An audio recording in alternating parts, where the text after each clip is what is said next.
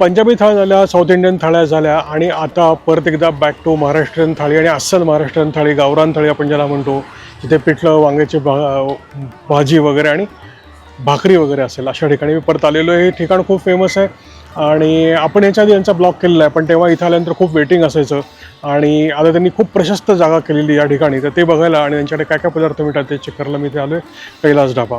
चला आता आपण त्यांना ऑर्डर देऊया आणि थाळीमध्ये काय काय ते चेक करूया.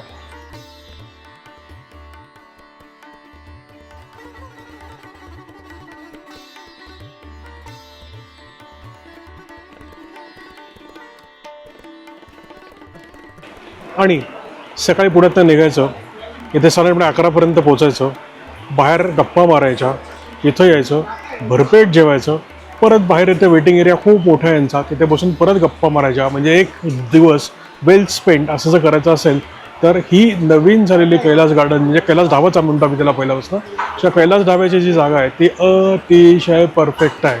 आणि तुमचं जर काही फंक्शन असेल, भिशी असेल, मीटिंग्स असतील, तर त्यांनी एक वेगळ्या हट्स पण केलेले आहेत या ठिकाणी की ज्यामध्ये बसून आनंदाने आपल्याला वेळ स्पेंड करता येईल. सो जागा भरपूर मोठी आहे, पण आपल्यासाठी महत्त्वाची जी आहे ती चव. सो यांच्या थाळीमध्ये आज काय काय चवी आहेत वेगळ्या ते आता आपण टेस्ट करायचं. थाळी आणून द्या. कुठे आलेलो आहे परत एकदा, कैलास गार्डन म्हणजे कैलास ढाबा आपण ज्याला म्हणतो अदरवाईज ते. आणि हे रिनोव्हेटेड लोकेशन आहे. आता त्यांचं 15 ऑगस्टच्या आसपास काहीतरी यांनी ते रिनोव्हेट केले आणि 1975 पासून हा कैलास ढाबा म्हणजे कैलास भेळ पुढची जी होती ती चालू झालेली आहे.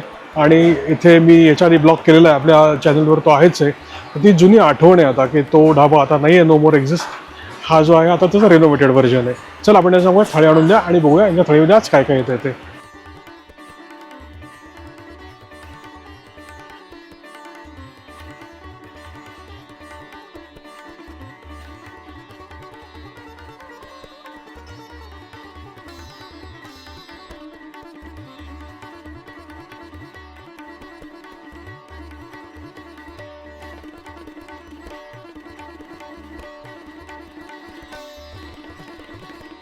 मस्तपैकी भारदस्त आणि भरगच्च थाळी आलेली आहे.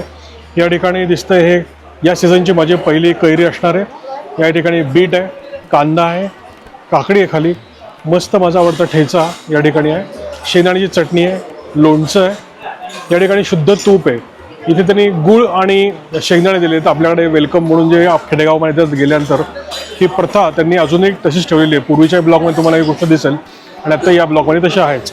या ठिकाणी भजी आहेत, या ठिकाणी छानपैकी कोशिंबीर आहे, एक उसळ आहे, कढी आहे, ही बटाट्याची काहीतरी भाजी दिसते, मोठी भाकरी आहे आणि हे प्रवाही पिठलं आणि हा सुरेख पापड. सो छान थाळी ही आलेली आहे. चला नेहमीच्या पद्धतीप्रमाणे आपण एक एक पदार्थ यांची चव घेऊन बघूया आधी. तर ही आहे, मला वाटतं आहे मागच्या ब्लॉगला पण ही कोशिंबीर मला इझिली घेता नव्हती आली, याही ब्लॉगला तेच दिसतंय. आणि जग असं अतिशय मस्त फोडणी बसलेली आहे. गाजराची कोशिंबीर आहे, किंचित गोड नोट्स आहेत, प्रॉपर तिखट नोट्स आहेत, शेंगदाण्याचा बारीक कूट त्यांनी त्यात टाकलेला आहे. ही परत मुगाची उसळ, मोर ॲप्रोप्रिएट टेस्ट आहे. वा, लसूण आहे, तिखट आहे याच्यामध्ये आणि चव चांगली आहे याच्यामधली. पुढे ही कढी,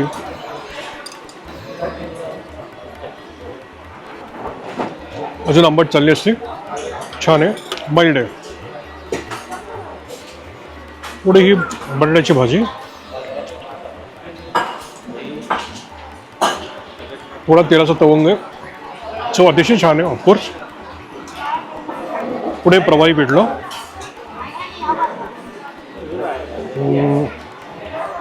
चांगलं आहे. हे भजी,